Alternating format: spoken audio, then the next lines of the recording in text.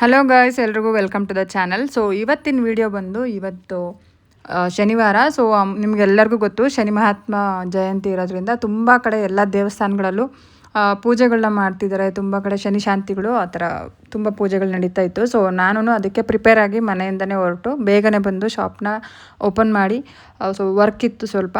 So ನನ್ನ students ಎಲ್ಲರೂ ಬರಬೇಕಿತ್ತು. ಸೊ ಅವರಿಗೋಸ್ಕರ ವೆಯ್ಟ್ ಮಾಡಬೇಕಿತ್ತು. ಸೊ ಅವ್ರು ಬರೋಷ್ಟರಲ್ಲಿ ಪೂಜೆ ಎಲ್ಲ ಮುಗಿಸೋಣ ಅಂತ ನಾನು ಹಿರಿಯೂರಿಗೆ ಬಂದು ಸೊ ಪೂಜೆಗೆ ಏನೇನು ಬೇಕಾಗಿತ್ತು ಅವೆಲ್ಲ ತೊಗೊಂಡು ಸೊ ಶಾಪಿಗೆ ಬಂದೆ. ಸೊ ಕೆಲವೊಂದು ವೀಡಿಯೋ ಕ್ಲಿಪ್ಪಿಂಗ್ಸ್ ಗೈಸ್ ಡಿಲೀಟ್ ಆಗಿರೋದ್ರಿಂದ ಇರೋ ವೀಡಿಯೋನ ಅಪ್ಲೋಡ್ ಮಾಡ್ತಿದ್ದೀನಿ. ಸೊ ನಾನು ಬಂದು ಶಾಪಿಗೆ ಪೂಜೆ ಎಲ್ಲ ಮುಗಿಸಿದೆ. ಅಷ್ಟರಲ್ಲಿ ಕ್ಲೈಂಟ್ ಕೂಡ ಬಂದರು. ಸೊ ಹೇರ್ ಕಟ್ಟಿಂಗ್ ಎಲ್ಲ ಇತ್ತು. ಸೊ ಆಲ್ಮೋಸ್ಟ್ ನನ್ನ ಶಾಪ್ಗೆ ಎಲ್ಲ ವರ್ಗದ ಮಕ್ಕಳು ಬರ್ತಾರೆ. ಅಂದರೆ LKG UKG ಇಂದ ಹಿಡಿದು ಸೊ ಅಪ್ ಟು PU ಓದ್ತಿರೋ ಮಕ್ಕಳು ಸಮೇತ ಬರ್ತಾರೆ ಕಟಿಂಗಿಗೆ ಅಂತ. ಸೊ ಜಾಸ್ತಿ ಕಟಿಂಗ್ಗೆ ನನ್ನ ಶಾಪಲ್ಲಿ ರನ್ ಆಗ್ತಿರೋದು. ಸೊ ಅದೆಲ್ಲ ಆಗಿದ್ದಾದ್ಮೇಲೆ ನಾನು ಮತ್ತು ನನ್ನ ಸ್ಟೂಡೆಂಟ್ಸ್ ಎಲ್ಲರೂ ಸೇರಿ ಉಡುಸ್ಲಮ್ಮ ದೇವಸ್ಥಾನಕ್ಕೆ ಹೋಗ್ಬೇಕಂತ ಹೊರಟ್ವಿ. ಸೊ ಏನಕ್ಕೆ ಅಂದರೆ ಪೂಜೆ ಇರೋ ಕಾರಣ ದೇವಸ್ಥಾನಕ್ಕೆ ತುಂಬ ಜನ ಹೋಗ್ತಿದ್ರು. ಸೊ ನಾವು ಹೋಗಬೇಕು ಅಂತ ಹೊರಟ್ವಿ. ಸೊ ಆನ್ ದ ವೇ ಹೋಗ್ತಾ ಕಾಫಿ ಕುಡ್ದು ಹೋಗೋಣ ಅಂತೇಳ್ಬಿಟ್ಟು ಸೊ ಕಾಫಿ ಕುಡಿಯೋಕ್ಕೆ ಅಂತ ಕೂತಿದ್ವಿ.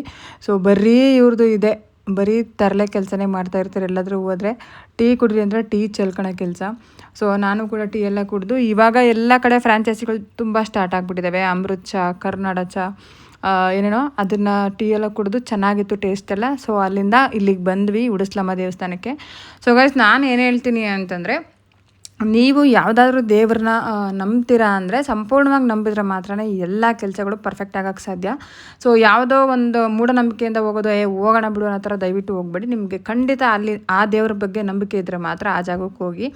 ಸೊ ನಾವು ಬಂದು ದೇವಸ್ಥಾನಕ್ಕೆ ಹಣ್ಣು ಕಾಯಿ ಎಲ್ಲ ತೊಗೊಂಡ್ವಿ. ಅಲ್ಲೇ ನಿಮಗೆ ಹಣ್ಣು ಕಾಯಿ ಎಲ್ಲನೂ ಸಿಗುತ್ತೆ. ಸೊ ನೀವಿಲ್ಲಿ ಏನು ನೋಡ್ತಿದ್ದೀರಾ, ಇದೇ ಉಡುಸ್ಲಮ್ಮ ದೇವಸ್ಥಾನ.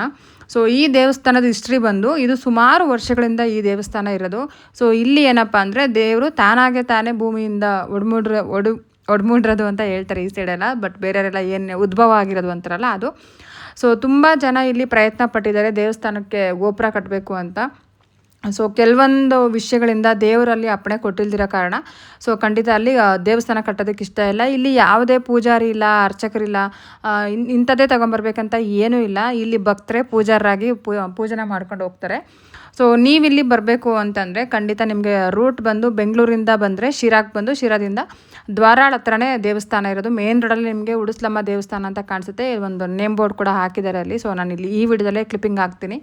ಸೊ ಆ ದೇವಸ್ಥಾನಕ್ಕೆ ಯಾರನ್ನ ಕೇಳಿದ್ರು ಅಲ್ಲಿ ಶಿರಾಕ್ಕೆ ಬಂದರೂ ಹೇಳ್ತಾರೆ, ಹಾಗೆಯೇ ಹಿರಿಯೂರಿಗೆ ಬಂದರೂ ಹೇಳ್ತಾರೆ. ಹಿರಿಯೂರು ಮತ್ತು ಶಿರಾ ಸೆಂಟ್ರಲ್ಲಿ ತಾವರೆಕೆರೆ ಬರುತ್ತೆ, ಅಲ್ಲೇ ದ್ವಾರಾಳ ಇರೋದು.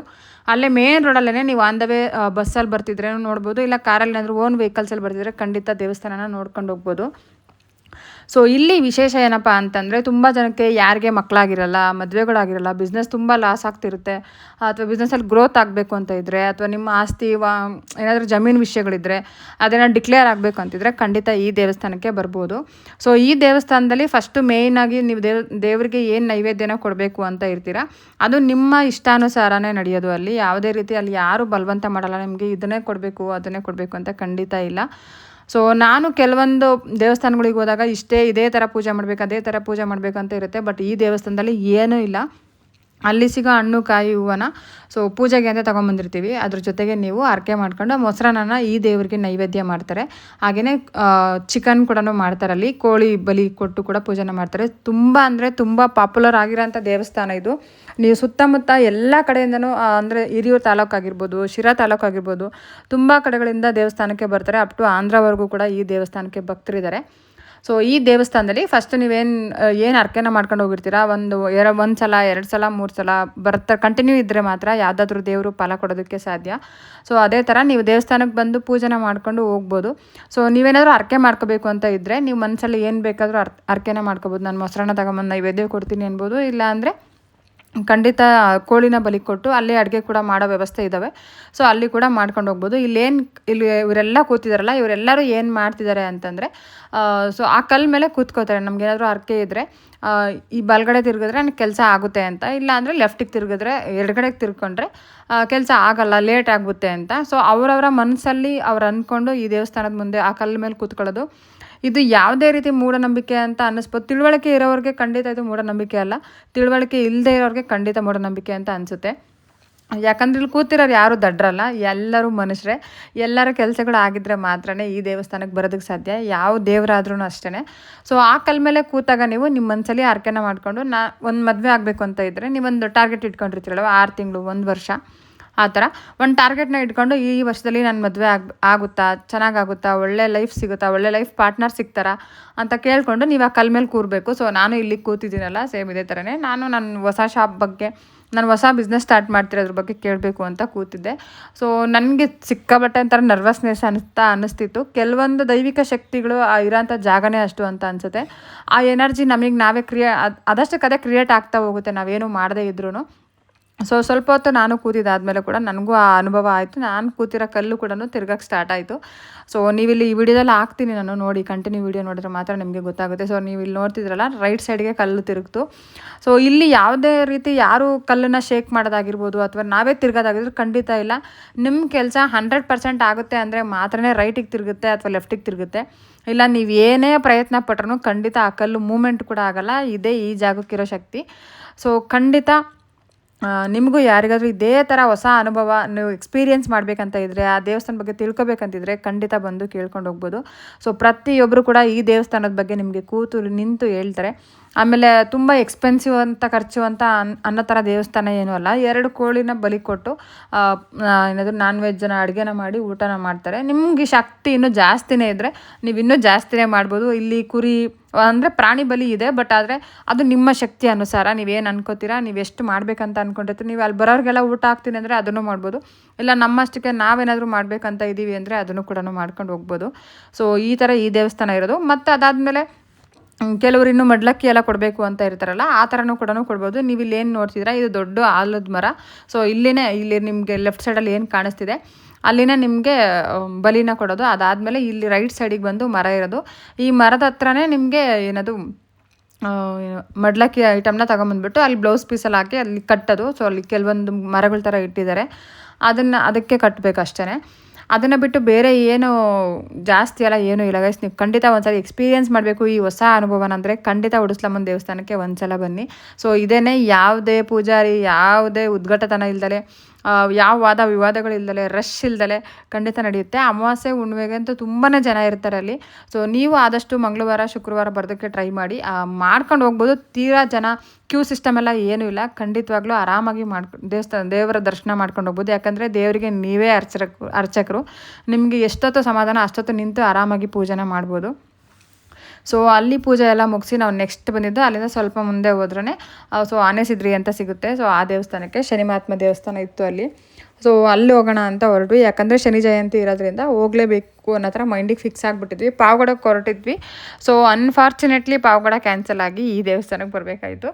ಸೊ ಕೆಲವೊಂದು ಅಂದರೆ ನಮ್ಮ ಎಮರ್ಜೆನ್ಸಿ ಬುಕ್ಕಿಂಗ್ ಇರೋದ್ರಿಂದ ಸೊ ಸರ್ವಿಸಸ್ ತುಂಬಾ ಇತ್ತು ಸಂಡೇ ಮಾರ್ನಿಂಗ್ ಅದಕ್ಕೇ. ಸೊ ಗೈಸ್ ಇಲ್ಲಿ ಬಂದು ಶನಿ ಮಹಾತ್ಮ ದೇವಸ್ಥಾನದಲ್ಲಿ ತುಂಬ ಚೆನ್ನಾಗಿ ಪೂಜೆ ಮಾಡ್ತಾಯಿದ್ರು, ಅಲಂಕಾರ ಮಾಡ್ತಾಯಿದ್ರು. ತುಂಬಾ ರಶ್ ಇತ್ತು ಅಲ್ಲಿ. ನೀವು ಇಲ್ಲಿ ನೋಡ್ತೀರಲ್ಲ, ಇಷ್ಟು ಜನ ಆಲ್ರೆಡಿ ಬಂದು ಹೋಗಿದ್ದಾರೆ. ಟೈಮಲ್ಲಿ ಆಲ್ಮೋಸ್ಟ್ ನಾವು ಹೋದಾಗ 1:30-2 ಗಂಟೆ ಆಗಿತ್ತು, ಅಲ್ಲಿ ಟೈಮ್ ನಿಂತೋಗಿತ್ತು. ಸೊ ನೀವು ಇಲ್ಲಿ ನೋಡ್ತೀರಲ್ಲ, ಇದೇ ಶನಿ ಮಹಾತ್ಮಂದು ಅವತ್ತಿಂದು ವಿಶೇಷ ಅಲಂಕಾರ ಮಾಡಿದರು. ತುಂಬ ಚೆನ್ನಾಗಿ ಅಲಂಕಾರ ಮಾಡಿದ್ರು. ಪೂಜೆನೂ ಅಷ್ಟೇ ಚೆನ್ನಾಗಾಯಿತು.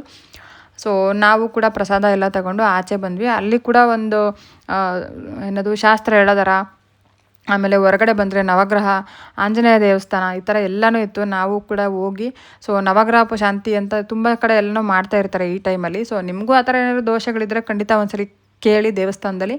ಖಂಡಿತ ನಿಮ್ಗೇನೇ ದೋಷ ಇದ್ದರೂ ಅದನ್ನು ನಿವಾರಣೆ ಮಾಡ್ಕೊಳ್ರಿ, ಚೆನ್ನಾಗಿರ್ರಿ ಲೈಫಲ್ಲಿ. ಹಾಗೆಯೇ ಇಲ್ಲಿ ಆಂಜನೇಯ ದೇವಸ್ಥಾನದ ಇದು ಕೂಡ. ಸೊ ಹೊರಗಡೆ ಅಲ್ಲಿಂದ ದೇವಸ್ಥಾನದಿಂದ ಆಚೆ ಬಂದಿದ ತಕ್ಷಣ ಈ ಥರ ಒಂದು ಶನಿ ಮಹಾತ್ಮ ಅವ್ರದ್ದು ಒಂದು ಸ್ಟ್ಯಾಚು ಇಟ್ಟಿದ್ದಾರೆ. ಆ ಸ್ಟ್ಯಾಚು ಎದುರುಗಡೆ ನಿಮಗೆ ಗೊತ್ತಲ್ಲ, ಕಾಗೆ ಅವ್ರದ್ದು ವಾಹನ, ಅದನ್ನು ಕೂಡ ಅಲ್ಲಿ ಇಟ್ಟಿದ್ದಾರೆ. ನೀವು ಇಲ್ಲಿ ನೋಡ್ತಿದ್ದೀರಲ್ಲ ಅದೇ ಥರನೇ. ಸೊ ಚೆನ್ನಾಗಿತ್ತು, ಪೀಸ್ಫುಲ್ ಡೇ ಅಂತಲೇ ಹೇಳ್ಬೋದು. ತುಂಬ ಬಿಸಿಲಿದ್ರೂ ಈ ದೇವಸ್ಥಾನಕ್ಕೆ ಓಡಾಡ್ತಾ ಏನೂ ಆ ಥರ ಅನ್ನಿಸ್ತಿರ್ಲಿಲ್ಲ.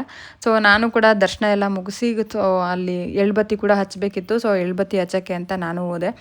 ಸೊ ಎಳ್ಬತ್ತಿ ಎಲ್ಲ ಹಚ್ಚಿದ್ವಿ. ಸೊ ಏನಾದರೂ ತುಂಬ ಜನರಿಗೆ ಶನಿಕಾಟ ಅಂತ ಇರುತ್ತೆ. ಆಮೇಲೆ ಇನ್ನೂ ಕೆಲವರಿಗೆ ತುಂಬ ಕಿರಿಕಿರಿ ಅಂತ ಅನ್ನಿಸ್ತಿರುತ್ತೆ, ಲೈಫಲ್ಲಿ ಏನು ಅಚೀವ್ಮೆಂಟ್ ಮಾಡೋಕ್ಕಾಗ್ತಿಲ್ಲ ಅಂತ ಅನ್ನಿಸ್ತಿದ್ರೆ ಖಂಡಿತ ಶನಿ ಮಹಾತ್ಮ ದೇವಸ್ಥಾನಕ್ಕೆ ಹೋಗೋದ್ರಿಂದ ಖಂಡಿತ ಒಳ್ಳೆ ಪರಿಹಾರನೇ ಅಂತಲೇ ಹೇಳ್ಬೋದು. ಸೊ ನೀವು ಯಾರೆಲ್ಲ ಶನಿ ಜಯಂತಿಗೆ ಹೋಗಿದ್ರಿ ದೇವಸ್ಥಾನಕ್ಕೆ, ನಿಮಗೂ ಯಾವ ಥರ ಅನುಭವ ಆಯಿತು, ನೀವು ಇಷ್ಟೇ ರಶಲ್ಲಿ ನಿಂತಿದ್ರಾ, ಖಂಡಿತ ಕಮೆಂಟ್ ಸೆಕ್ಷನಲ್ಲಿ ತಿಳಿಸಿ. ಸೊ ನನ್ನ ಪ್ರಕಾರ ತುಂಬ ಚೆನ್ನಾಗಿ ವಿಡಿಯೋಗೆ ರೆಸ್ಪಾಂಡ್ ಮಾಡ್ತಿದ್ದೀರಾ. ನಿಮಗೆಲ್ಲರಿಗೂ ಒಳ್ಳೆಯದಾಗಲಿ, ಚೆನ್ನಾಗಾಗಲಿ. ಹಾಗೆಯೇ ಮತ್ತೇನಪ್ಪ ಅಂದರೆ ತುಂಬ ಜನ ಪರಶುರಾಮ ದೇವಸ್ಥಾನದ್ದು ವಿಡಿಯೋನ ಮಾಡಿ ಹಾಕಿ ಅಂತ ಕಮೆಂಟ್ ಸೆಕ್ಷನಲ್ಲಿ ಹಾಕಿದ್ದೀರಾ. ಖಂಡಿತ ನಾನು ಮತ್ತೆ ಸವದತ್ತಿಗೆ ಹೊರಟಿದ್ದೀನಿ. ಅಲ್ಲಿ ಖಂಡಿತ ಅದ್ರ ಬಗ್ಗೆ ಪೂರ್ತಿ ಡೀಟೇಲ್ಸ್ನ ತಗೊಂಡು ನಾನು ಪರಶುರಾಮ ಅವ್ರ ಬಗ್ಗೆ ವಿಡಿಯೋನ ಹಾಕ್ತೀನಿ. ಗೈಸ್, ಇಲ್ಲಿವರೆಗೂ ವಿಡಿಯೋನ ನೋಡಿರೋದಕ್ಕೆ ಥ್ಯಾಂಕ್ ಯು ಸೋ ಮಚ್. ಖಂಡಿತ ಉಡಿಸ್ಲಮ್ಮನ ದೇವಸ್ಥಾನಕ್ಕೆ ಒಂದು ಸಲ ಬಂದು ವಿಸಿಟ್ ಮಾಡ್ಕೊಂಡು ಹೋಗಿ. ಯಾರದೇ ಬಿಸ್ನೆಸ್ ತುಂಬ ಲಾಸಲ್ಲಿ ನಡೀತಿದೆ ಅಂದ್ರೂ ಖಂಡಿತ ಜಾಕ್ ಪಡ್ತಾರ, ನಿಮ್ಮ ಬಿಸ್ನೆಸ್ ಗ್ರೋತ್ ಆಗೇ ಆಗುತ್ತೆ. ಸೊ ಇಂಟ್ರೆಸ್ಟ್ ಇರೋರು ಆದಷ್ಟು ಬೇಗ ಒಂದು ಸಲ ವಿಸಿಟ್ ಮಾಡಿ. ಹಾಗೆಯೇ ಈ ಚಾನಲ್ನ ನೋಡ್ತಿರೋದಕ್ಕೆ ಥ್ಯಾಂಕ್ ಯು ಸೋ ಮಚ್. ಮತ್ತೆ ಇನ್ನೊಂದು ವಿಡಿಯೋದಲ್ಲಿ ಸಿಗ್ತೀನಿ ಅಂತ ಹೇಳ್ತಾ, ನಿಮ್ಮ ಕನ್ನಡತಿಯನ್ನು ಸದಾ ಪ್ರೋತ್ಸಾಹಿಸಿ. ನನ್ನ ಹೊಸ ವಿಡಿಯೋಸ್ ಯಾವುದಾದ್ರೂ ಬೇಕಿದ್ರೆ ಖಂಡಿತ ಕಮೆಂಟ್ ಸೆಕ್ಷನಲ್ಲಿ ತಿಳಿಸಿ ಅಂತ ಹೇಳ್ತಾ ಈ ವಿಡಿಯೋನ ಇಲ್ಲಿಗೆ ಎಂಡ್ ಮಾಡ್ತಿದ್ದೀನಿ. Thank you so much.